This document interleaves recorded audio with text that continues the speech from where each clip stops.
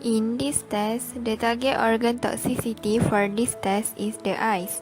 There are three parts of eye that are easily exposed to toxic material. First is the cornea of eye. The cornea is the most exposed area and part of the eye to be involved in chemical exposure to the eye.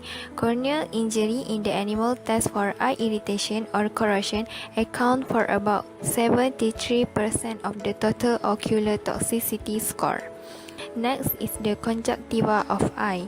The conjunctiva contains goblet cells which secrete the mucin layer that protects the surface of eye as well as immune and vascular component importance in the eye irritation and ocular allergy response. The conjunctiva also covers the remaining surface of eye and important in protecting the eye from the environment.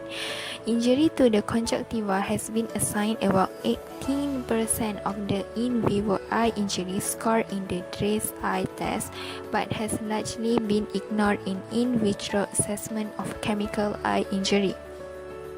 The last one is the iris of eye.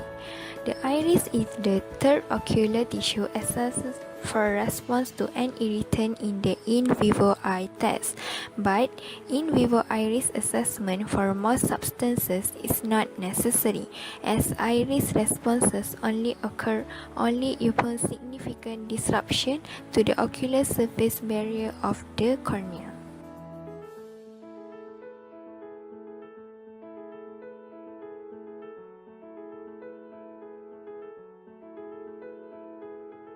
For the subject evaluated in the DRACE test, the standard procedure involves installation of 0.1 ml of a liquid or 100 mg of a solid into the conjunctival sac of one eye, and then gently holding the eye closed for 1 second.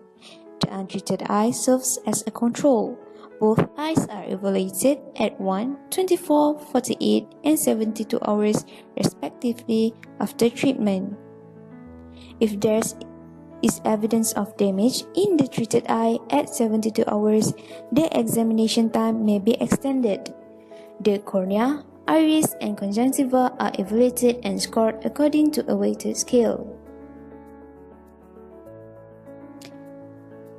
The evaluation and scores of cornea, iris, and conjunctiva. The cornea is scored for both the degree of opacity and the area of involvement, with each measure having a potential range from 0 to 4, which is the most severe. The iris receives a single score for irritation, including degree of swelling, congestion, and degree of reaction to light. The conjunctiva is scored for the redness, chemosis, and discharge. The individual scores are then multiplied by a weighting factor: 5 for cornea, 2 for iris, and 5 for conjunctiva.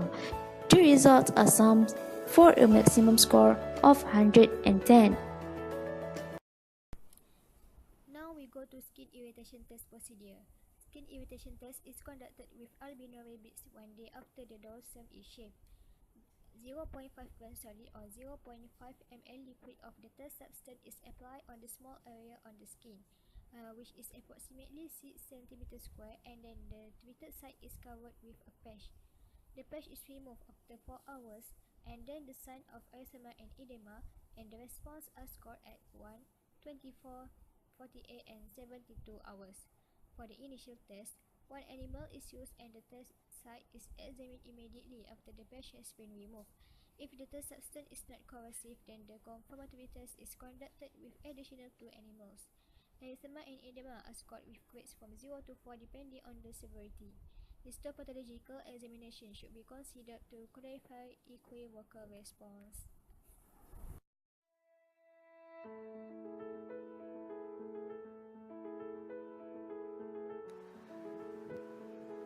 Test results is interpreted based on the damage resulted to the eye 3 outermost layer of the animal from the environmental insults.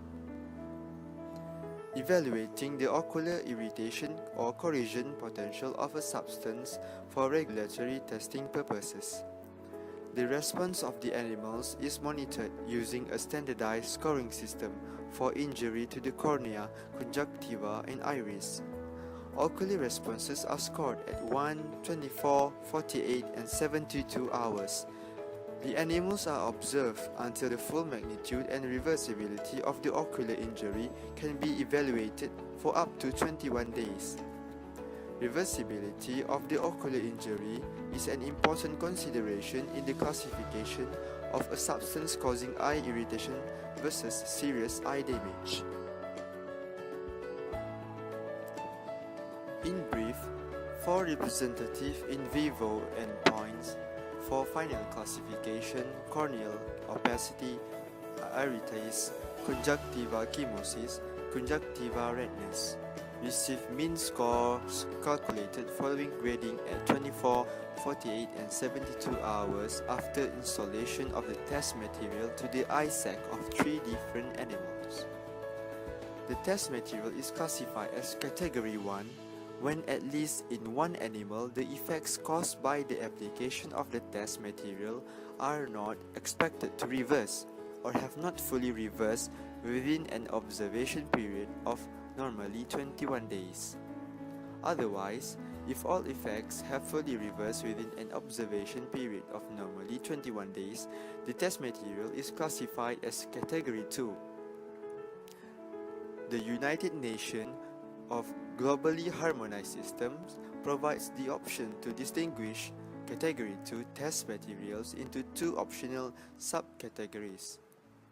Category 2A, or irritating to eyes, when the eye effects listed above are not fully reversible within 7 days of observation. Category 2B, or mildly irritating to eyes, when the eye effects listed above are fully reversible within 7 days of observation. Test materials that fall in none of the above 2 categories are not classified as eye irritants. Thank you.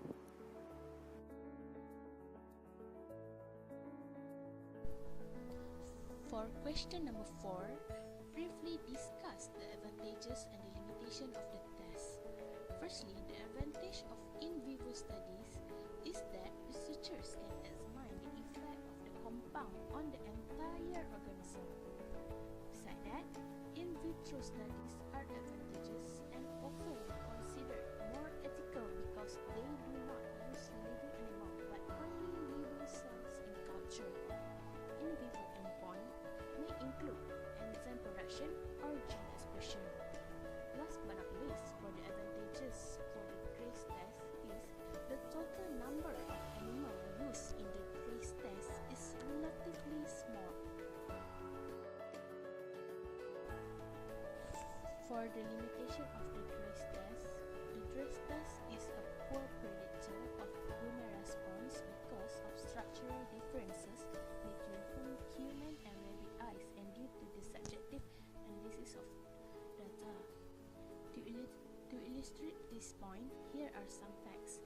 A rabbit's eye is anatomically and physiologically different than a human's eye.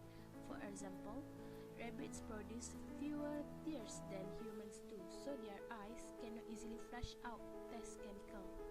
A rabbit's cornea is substantially thinner and more easily damaged than a human cornea, and covers a greater surface area than that of human eye. And the trace method of assessing eye and skin damage is based on the investigator's subjective interpretation of damage, and result may vary significantly between individual investigator and laboratories. Therefore, the data may be unreliable.